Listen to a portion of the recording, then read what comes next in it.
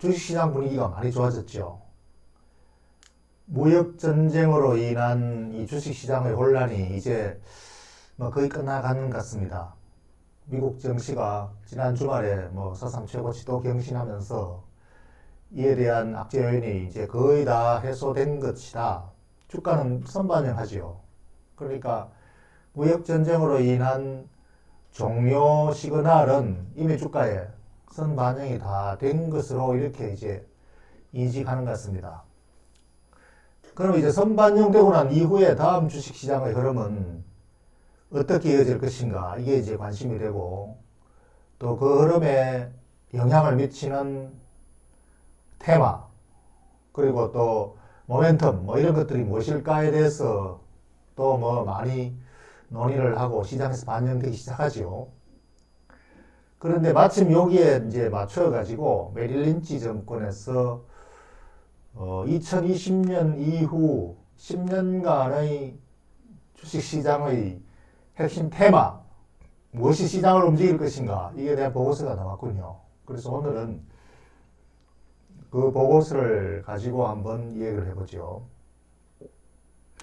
메릴린치 보고서에 의하면은 앞으로 뭐 2020년부터 이제 무역전쟁에 대한 이런 이슈들은 없어지고 대신에 10가지 주요 테마를 가지고 뭐 리포팅을 했는데 그 중에서 제일 중요한 게 인공지능에 관한 것입니다.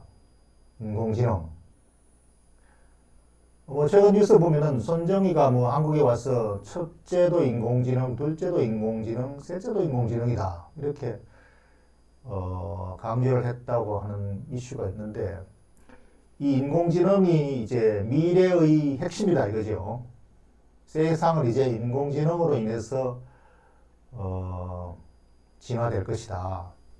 그래서 지난 주말 방송에서도 우리가 살펴봤지만 인공지능이 이제 전 세상을, 온 세상을 커넥팅한다. 커넥팅해서 세상을 바꾼다.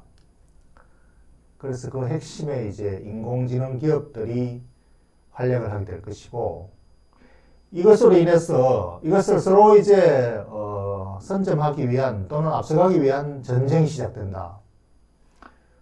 그래서 2020년 이후 10년간은 기술 전쟁이 시작된다. 뭐 이렇게 이제 생각을 하고 있군요. 그러면 기술 전쟁에서 누가 승자가 될 것인가? 무역 전쟁의 승자가 누군가? 뭐 지금 승자도 패자도 없이 어설프게 마무리를 되는 것 같습니다만 시작할 때는 승자와 패자에 대한 관심이 최고조에 달하지요. 그래서 이 2020년대 10년간을 이끌 기술 전쟁, 이 기술 전쟁의 승자가 이 최첨단에 서 있는 기업들 중에 누가 될 것인가? 이걸 가지고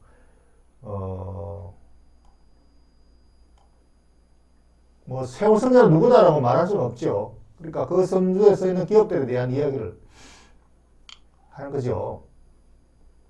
이 FANG이라는 게 FANG, 이게 미국의 핵심 인공지능 기업들입니다. 인터넷 기업들.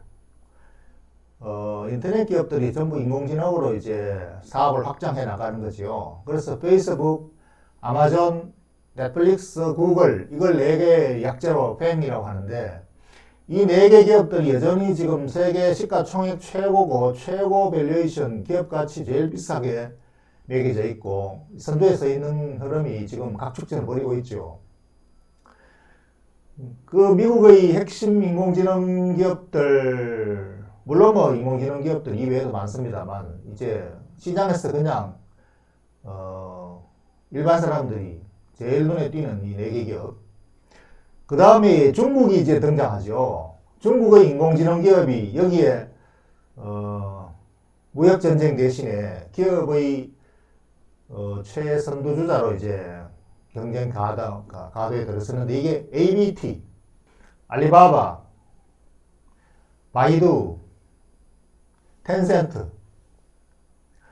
여기다가 최근에 화웨이를 하나 더 붙여가지고 H를 하나 더 붙이니까 ABT 하다가 H가 붙이니까 요거 순서를 좀 바꿔가지고 BAT TH 이렇게 하면 뭐가 됩니까? 베스가 되죠. 베스. 그러니까 팽과 베스 이 두 개가 이제 무역 전쟁 대신에 기술 전쟁으로 서로 이제 각축전을 벌인다. 이렇게 하여튼 정권사 리포터는 이런 그 아이디어도 중요합니다. 관심을 끌어야 되고 그게 이제 사람들의 그 생각을 끌게 되는 것이고 또 주식시장 움직이죠 결국은. 그래서 요 팽과 베스 이 핵심 인공지능 기업들의 전쟁이 치열할 것이다. 거기서 이제 누가 최고 성자가 될 것인가? 성자의 기업을 찾아야 되겠죠. 어디에 당신은 투자할 것인가? 그거야 뭐 각각 기업들의 강점과 약점을 수없이 많이 나열하고 그 안에서 이제 본인의 취향에 따라서 본인의 또 통찰력에 의해서 선택을 하게 될 것이고 그 결과에 대해서는 지금은 아무도 모르는 개인의 몫이죠. 투자자의 몫입니다. 한국의 이러한 기업들 대표자는 누굽니까? 네이버, 카카오, 이 양자죠. 양자구도죠. 한국은 네이버와 카카오 누가 성자가 될 것인가? 이 네이버와 카카오와 이 국내의 성자일 뿐 아니라 이 인공지능 기업은 글로벌 전쟁터에서 같이 지금 싸우고 있죠. 그래서 뭐 지금 검색 구글의 검색이냐 네이버의 검색이냐 카카오 다음의 검색이냐 그리고 SNS는 카카오 또 라인 국내는 뭐 카카오가 완전히 뭐 천하평정을 해버렸습니다만 일본에서 라인 동남아 라인이고 그 다음에 이것을 이제 구글과 경쟁하기 위해 가지고 네이버와 삼성이 일본 야후재팬하고 지금 동맹을 맺었죠. 그래서 이 동맹의 이 파워가 구글을 이겨낼 것인가 뭐 이런 것들이 지금 핫 이슈가 되어 있습니다. 근데 이제 이것을 결과를 어떻게 할까 모르죠. 그러면 실적이 지금 어느 것이 앞서고 있느냐.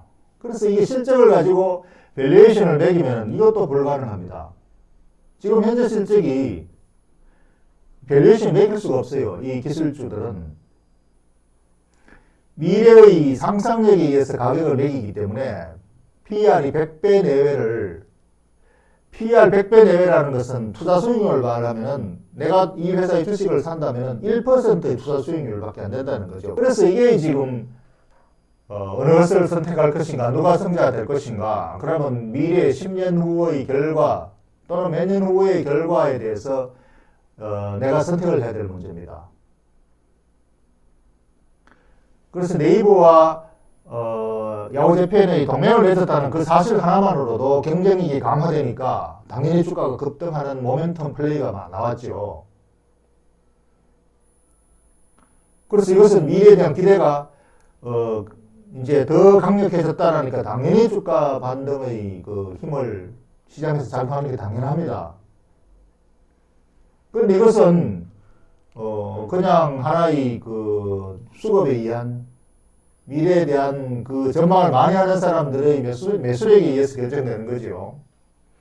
그리고 그래서 이런 주식을 모멘텀 주식이라고 합니다. 모멘텀. 어떤 실적이 당장 어닝스 프라이즈가 나와서 움직이는 것이 아니라 물론 실적에 대한 실적 모멘텀이라고 합니다. 그러나 이것은 어떤 이런 재료에 의한 뉴스에 의한 모멘텀이죠. 그래서 네이버가 이렇게 강력하게 솟아올라오고 있는데 근데 이 카카오도 지금 이 인공지능을 활용한 사업을 지금 엄청나게 벌이고 있죠. 카카오뱅크 은행 핀테크 사업에도 지금 확장하고 있고 타다, 공유, 자동차, 커넥팅 많은 사업을 지금 계속 확장하고 벌리고 있습니다. 그런데 이제 최근에 실적도 가파르게 가시화되어 가지고 실적도 굉장히 많이 늘어나고 지금 그걸로 인해서 주가도 지금 급속히 올라가고 있죠. 그러니까 국내에서 네이버와 카카오 두 개가 만약에 맞닥뜨린다면 둘 중에 하나는 죽을 거 아닌가. 그렇죠. 미국에서 야후가 완전 죽어버렸죠. 그래서 이게 카카오와 네이버 최종 성자는 누가 될 것인가. 그게 알 게 뭐야. 그런데 이 두 개는 지금으로서는 그 최종 승자가 어떻게 결정이 나든 안 나든 간에 최종 승자가 결정될 때까지는 서로 어깨를 겨누면서 나란히 이렇게 동행을 하겠죠. 주가의 흐름이라는 게 대개 두 개가 서로 동행을 하고 두 개 승패가 완전히 판그름 날 때까지는 하나는 쭉 하나 올라가지만 그 흐름이 이어지는 동안은 계속 서로 이렇게 동반 랠리를 펼치다가 꺾일 때는 또 같이 꺾여요, 이게. 그래서 이게 이 네이버와 카카오는 사실 프로 주식 트레이더 또는 기관 투자가들의 포트폴리오는 필수적으로 여기에 편입되어 있는 거죠. 이 인공지능의 핵심 테마가 미래 시장의 주요 테마이기 때문에 시가총액 비중대로 반드시 편입되어 있습니다. 그런데 일반 개미 투자자들이 이것을 따라잡는 것은 그야말로 그런 방식으로 따라가는가, 아니면 개인의 그 개식 믿음이 그만큼 이제 발달되어 있는가, 경험이 쌓여 있는가, 여기에 따라서 편입 비중을 어느 정도는 어떻게 할 것인가 본인의 몫인데, 회사들의 PER은 80배군요. 최근 실적, 원래 실적 기준으로 PER이면 둘 다 한 80배 내외가 됩니다. 여러분, 요 회사들이 이익을 시가총액을 이익으로 나눠 보세요. 80배씩 됩니다. 그 80배라면 거의 100배 아닙니까? 100배 PER이면 100분의 1이라는 게 이게 100분의 1이죠. 역으로 하면은. 그러면 1%입니까? 투자 수익률은 ROE로 치면 투자 수익률이 1%입니다. 그러니까 굉장히 비싸게 사는 셈이죠. 지금 주식을 산다면.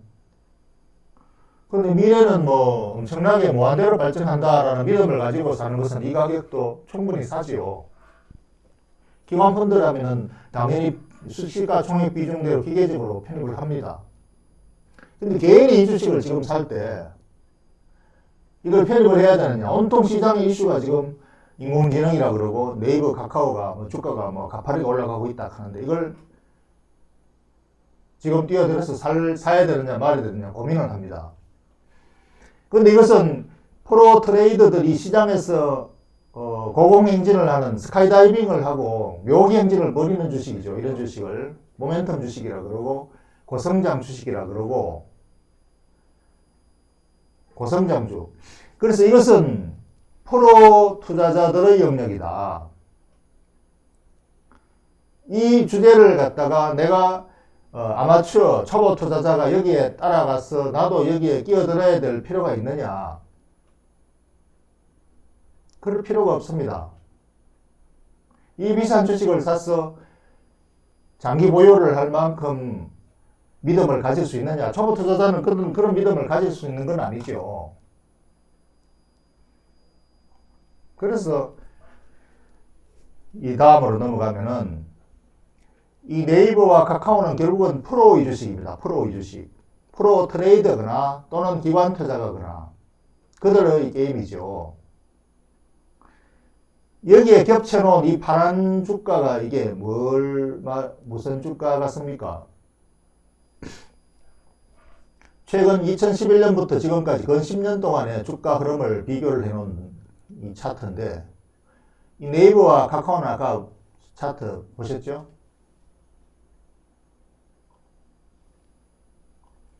여기에 겹쳐가지고 이게 10년간 수익률이 더 앞서 있잖아요. 이게 바로 삼성전자입니다. 이 인공지능의 선두주자들을 삼성전자는 끼어있지 않습니다. 뱅, 베스, 국내 네이버, 카카오, 삼성전자가 아니죠. 그러나 이 인공지능 기업들이 배후에는 반드시 삼성전자가 있어야 됩니다. 이 인공지능의 만드는 세상에 기반이 되어서 공급을 해야 될, 반드시 공급을 해줘야만 이 세상이 바뀔 수 있는 게 바로 삼성전자의 반도체죠. 그래서 이 시스템 반도체뿐 아니라 데이터 이 센터, 빅데이터 아닙니까? 이 인공지능이 활발하게 활동을 할 수 있으려면 빅데이터를 근거로 지능을 펼치는 거죠. 그러니까 이 빅데이터에 어마어마한 그 저장 메모리 반도체가 들어가고 그것은 계속 첨단 집적화, 고집적화로 계속 기술 혁신으로 그 새 신제품들이 계속 나와야 되는 거예요. 그러니까 이것은 더욱더 1등 반도체 회사가 필요하고 1등의 기술이 필요한 거죠. 그러니까 반도체에서 삼성전자는 세계 최고이고 그 부분에서 지금 인공지능의 그 전개하는 기술 혁신에서는 누가 성자가 될 필요도 없이 누가 성자 패배냐 관계없이 삼성전자는 만년성자가 되는 거죠. 그래서 이 프로들의 주식, 프로 트레이더들이 하는 이 네이버나 카카오를 가지고 고민할 필요가 없이 여기 이 시장에 따라잡는 것이 바로 삼성전자입니다.